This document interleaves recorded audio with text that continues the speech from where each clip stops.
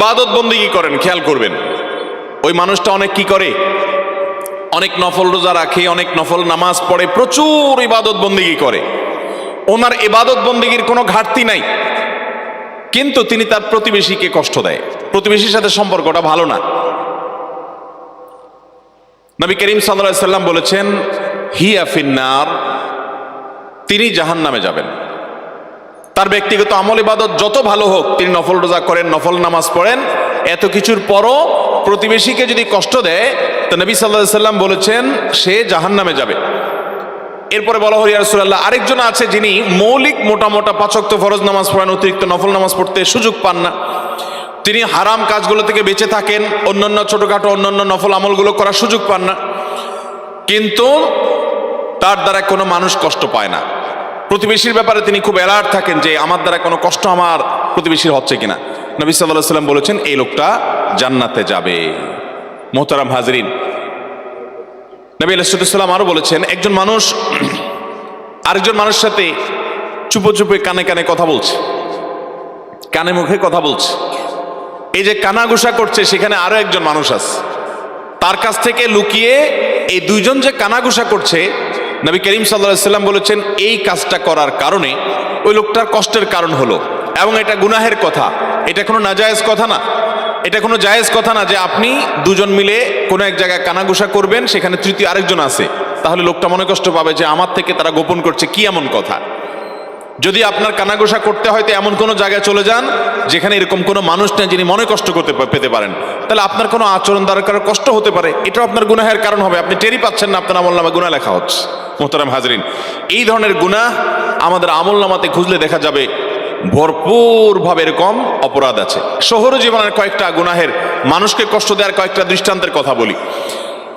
আপনারা রামপুরা এলাকাতে থাকেন, খুব বেশি একটা খালি জায়গা নেই, সব বাড়ি হয়ে গেছে, তাই না? শুধু রামপুরে কেন, ঢাকা শহর বেশিরভাগ এলাকাতেই খালি জায়গা খুব কম। যদি কোনো খালি জায়গা থাকে, ধরুন আশেপাশে সব বিল্ডিং ভবন হয়ে গেছে, মাঝে একটা খালি জায়গা আছে, এই খালি জায়গাটা এটার কি দশা হয় বলেন?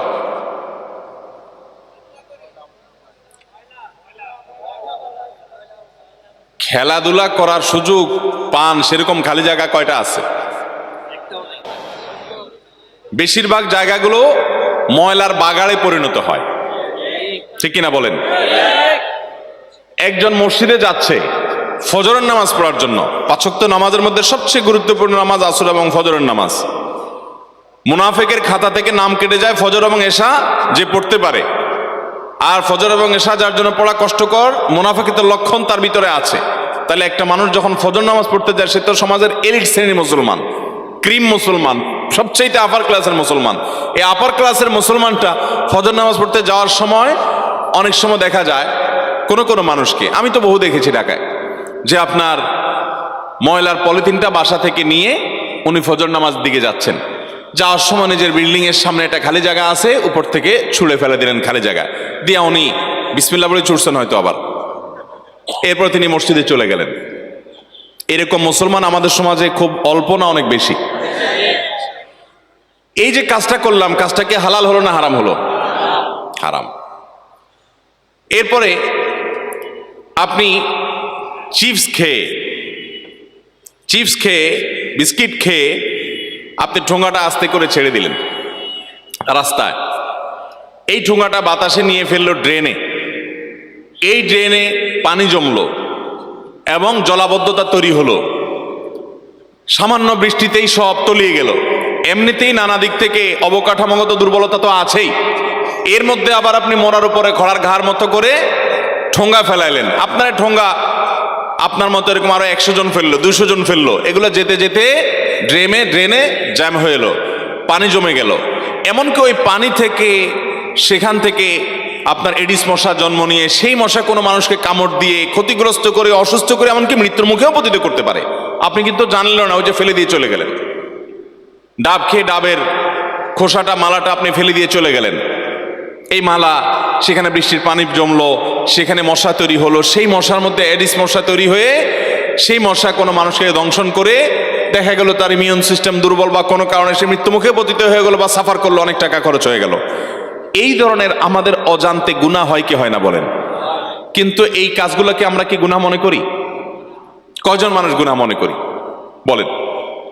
সম্মানিত ভাইরা আমার, শুধুমাত্র এগুলাই নয়, আমরা যখন কথা বলি, আমি গতকালকে কোন এক জায়গায় খুব ভালো একটা মসজিদে সালাত আদায় করেছিলাম, তো দেখি যে সেই মসজিদের একজন নিয়মিত মুসল্লি, মাশাআল্লাহ খুব লম্বা দাড়িও আছে, পাঞ্জাবি গায়ে আছে, মাথায় টুপিও আছে, বোঝা যাচ্ছে উনি প্র্যাকটিসিং মুসলমান। ওনার কোন একটা সমস্যা নিয়ে উনি ফোনে আলাপ করছেন, দুনিয়াবী সমস্যা, এমন জোরে জোরে আওয়াজ করছেন যে আশেপাশে মানুষের নামাজের কেরাত ভুলে যাওয়ার উপক্রম। এই ধরনের ঘটনাগুলো আমাদের সমাজে এত বেশি হয় যে আমরা এগুলো খেয়ালই করি না যে আমার দ্বারা আরেকটা মানুষের কষ্ট হচ্ছে বা কষ্ট হতে পারে।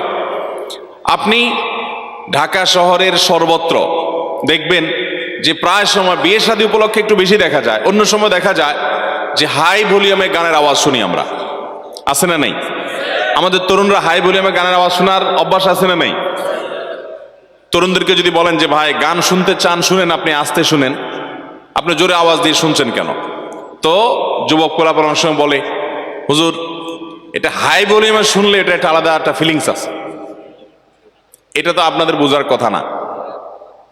কিন্তু ভাই, আপনার ফিলিংসের কথা না হয় আমি বুঝলাম, কিন্তু আপনার গানের আওয়াজ আর একটা মানুষের কষ্টের কারণ যদি হয়, তাহলে এর কারণে আপনার শুধু গান শোনার গুনাই হবে না, এর কারণে মানুষকে কষ্ট দেওয়ার গুনাহ হবে, যেটা গান শোনার গুনার চাইতে কয়েক গুণ ভয়াবহ। আপনি গান শুনছেন একা একা, সেটার কারণে আপনার আমল নামাতে যেই গুনাহ লেখা হবে, যে অপরাধ লেখা হবে, সেই অপরাধটা আল্লাহ চাইলে মাফ করে দিতে পারেন, আল্লাহর হক এটা। এটা জটিল, খুব জটিল ইস্যু না। যদি আপনি তবাই নাসুহা খাটি অন্তরে তবা করেন, আর কখনো করবেন না, ফিরে আসেন, আল্লাহ মাফ করবেন, এ আশা করা যায়। কিন্তু আপনি হাই ভলিউমে শোনার কারণে যে মানুষগুলোর বিরক্তির কারণ হলো, কষ্টের কারণ হলো, কথা বলতে পারলো না, তাহলে এই মানুষগুলোকে কষ্ট দেওয়ার কারণে আপনার আমল নামাতে যে গুনাহ লেখা হবে, শতবার গান শোনার কারণে অত ভয়াবহ গুনাহ আপনার আমল নামা লেখা হবে না। শুধুমাত্র সেটা, ইসলাম যে কত সুন্দর। আমাদের প্রিয় নবী সাল্লাল্লাহু আলাইহি সাল্লাম মসজিদে নববীতে ইতিকাফরত অবস্থায় এক সাহাবী একটু জোরে জোরে কোরআন তেলাওয়াত করছে। এতক্ষণ তো গানের কথা বললাম, জোরে জোরে কোরআন তেলাওয়াত করছে, এবং তার জোরে জোরে কোরআন তেলাওয়াতের কারণে স্বাভাবিকভাবে আশেপাশে অনেকের ধ্যানমগ্নতা ডিস্টার্ব হচ্ছে, কেউ জিকির আজকার, কেউ নামাজ পড়ছেন। নবী আকরাম সাল্লাল্লাহু আলাইহি সাল্লাম তাকে বললেন, দেখো তুমি যাকে শোনাতে চাচ্ছ এই তিলাওয়াত, তিনি কোনো বধির নন, তিনি আলিমুম বিযাতিস সুদূর, তিনি সবকিছু শুনতে পান, মনের জল্পনাও যিনি জানেন, তাকে শোনাবার জন্য তুমি এত জোর করে পড়ার দরকার নাই। তার মানে আশেপাশে লোকদের কষ্ট হচ্ছে, নবী করিম সাল্লাল্লাহু আলাইহি সাল্লাম তাকে উচ্চ স্বরে, অর্থাৎ স্বাভাবিক স্বরের চাইতে অনেক বেশি জোরে, যাতে মানুষের ডিস্টার্ব হয়, সেইভাবে কোরআন তেলাওয়াত করতে নিষেধ করেছেন। অথচ আমাদের এই সমাজে দেখবেন যে অনেকে মা বাবার মারা যাওয়ার পর বা কোনো এরকম আনুষ্ঠানিককে কেন্দ্র করে মাইক লাগিয়ে হাফেজ সাহেবদেরকে ভাড়া করে এনে কোরআন তেলাওয়াত করায়। আছে না নাই বলেন? এই কোরআন তেলাওয়াত করানোর কারণে সওয়াব তো হবেই না, বরং গুনাহ হবে। এর মানে এই ব্যাপারে কোনো সন্দেহ করার কোনো সুযোগ নেই। মোহতারাম হাজরিন, ইসলাম আমাদেরকে সেই সুন্দর জীবন যাপন করতে বলেছে। আমাদের অজান্তে কত মানুষ যে কষ্ট পাচ্ছে সেটা আমরা হয়তো অনেকে খেয়াল করি না। আমাদের বিশেষ করে যখন বয়সে তরুণ থাকি আমরা, আমাদের তরুণ বন্ধু যুবক যারা আছেন, শরীরে কয়েকজন একসাথে একটু ভাবসাব চলে আসে কি আসে না? খুব ভাবসাব চলে আসে শুনলে। তখন এবার গান শুনবেন, ডেক সেটে হাই ভলিউমে আপনি গান শুনবেন, কেউ কিছু বলবে সাহসই পায় না। অনেক সময় দেখা যায় পাবলিক পরিবহনে, বাসে বা যে কোনো গাড়িতে কয়েকজন বন্ধু বান্ধব যুবক উঠছে, তো এমন ভাবে আড্ডা জমায়া দেয় যে কয়েকজন পশু যদি একসাথে উঠে, ধরেন কয়েকটা কুকুর, কয়েকটা গরু, কয়েকটা ছাগল আপনি কোন একটা বাহনে একসাথে তুললেন, ওরাও একসাথে কয়েকজন হওয়ার পরে হইচই করে আশপাশে বসবাসের পরিবেশ অযোগ্য করে ফেলবে, এরকম করে না? করে, কিন্তু মানুষ করে। এই জন্য আল্লাহ তাআলা এই শ্রেণীর মানুষকে বলেছেন উলাইকা কাল আনআমি বাল হুম আদাল, যে তাদের হিতাহিত জ্ঞান যখন নাই, এই মানুষগুলো চতুষ্পদ জন্তুর চাইতে আরো কি, আরো নিকৃষ্ট, আরো খারাপ, আরো পথহারা। চতুষ্পদ জন্তু এত খারাপ হয় না। ভাইরা আমার, শহরে জীবনে বিশেষ করে ঢাকা শহরের মতো যেই শহরে এত ঘনবসতি, এত বেশি আমরা কাছাকাছি বসবাস করতে হয়, ছোট্ট শহর, অনেক মানুষ, এখানে অ্যাজ এ মুসলিম আমাদেরকে প্রতিটা মুহূর্তে হিসাব করতে হবে। ইভেন আমি ফোনে কথা বলছি, পাবলিক পরিবহনে আমার ফোনে কথা বলাটা আশপাশে কোনো মানুষের ধ্যানমগ্নতা ব্যাঘাত সৃষ্টি করছে কিনা। আমি একবার কোন একটা বাসে দেখছিলাম যে এক আল্লাহর বান্দা উনি ওয়াজ শুনতেছেন মোবাইলে খুব জোরে জোরে, একবার সম্ভবত আমার ওয়াজই শুনতেছিলেন। তো উনি মনে করছেন যে আমি আসি, আমার ওয়াজ শুনতেছেন, আমি খুশি হব আর কি। আমি বললাম, ভাই এই ন্যাক্কারজনক কাজটা আপনি না করলেও পারতেন। আপনি ওয়াজ শুনবেন ভালো কথা, আপনি হেডফোন লাগাই নেন, আপনি ইয়ারফোন লাগাই নেন, লাগে আপনি ওয়াজ শুনেন। কিন্তু আপনার ওয়াজের আওয়াজ আশেপাশে অনেক মানুষের বিরক্তির কারণ হতে পারে, কষ্টের কারণ হতে পারে। এটা ইসলাম না, এটা ইবাদত না, এটা গুনাহ, এটা সওয়াবের কাজ না। আজকের এই মাহফিলের মাইক কোথাও 4 নম্বর রোডে বোধহয় লাগানো হয়েছে, সেখানে সম্ভবত যৌক্তিক কারণ ছিল, মহিলারা আছেন তাদের জন্য লাগানো হয়েছে। কিন্তু এর আশপাশের লোকজন আমাকে মেসেজ করছে যে ভাই আপনি নাকি মাহফিলে আসবেন, এই মাইকের আওয়াজে তো আমাদের জীবন অতিষ্ঠ হয়ে যাচ্ছে। আমি জানাই দিয়েছি ওনাদেরকে, আমি অর্ধেক পথে আসতে বললাম, আমি ব্যাক করলাম, আমি যাব না, আমি মাহফিলে আসবো না, আমি জানাই দিয়েছি ওনাদেরকে, যদি মাইক বন্ধ না হয়। আলহামদুলিল্লাহ ওনারা মাইক বন্ধ করবে, আমি বললাম ঠিক আছে, আমি আসলাম। ঢাকা শহরের এই ঘনবসতি, এই জায়গায় আপনি যদি কয়েকটা মাইক লাগান, যারা ওয়াজ শুনতে চাইছে তারা আসছে, তাদের গরজ আছে। যার গরজ নাই তারা জোর করে ওয়াজ শোনানোর কথা ইসলাম আপনাকে বলছে? হ্যাঁ, মহিলাদের ওখানে যদি আওয়াজ দিতে হয় তাহলে ওখানে ভিতরে কোনো বক্স সেট করে দেন, সেখানে কোনো ছোটখাটো মাইক লাগিয়ে দেন যে তাদের মধ্যে আওয়াজ হয়। কিন্তু আপনি রাস্তার মধ্যে মাইক দিয়ে দিবেন, এটা তো কোনো ইবাদত হতে পারে না। যাই হোক, ভাইরা কারেকশন করেছেন, সংশোধন করেছেন, হয়তো তারা খেয়ালও করেন নাই। আমাকে একজন সাবেক সংসদ সদস্য তিনি বলেছেন, হুজুর আমার এলাকায় যত মাহফিল হয়, অনেক মাহফিল হয় শীতের মৌসুমে, যত মাহফিল হয় আমার বাড়ির দিকে একটা মাইক সব হুজুররাই লাগায়। যত গ্রুপের হুজুর আছেন, যত মতের হুজুর আছেন, হুজুরদের নিজেদের মধ্যে মত পার্থক্য যাই হোক না কেন, এই মাসালায় সব হুজুর একমত যে এই বেটারে ওয়াজ শুনাইতেই হবে।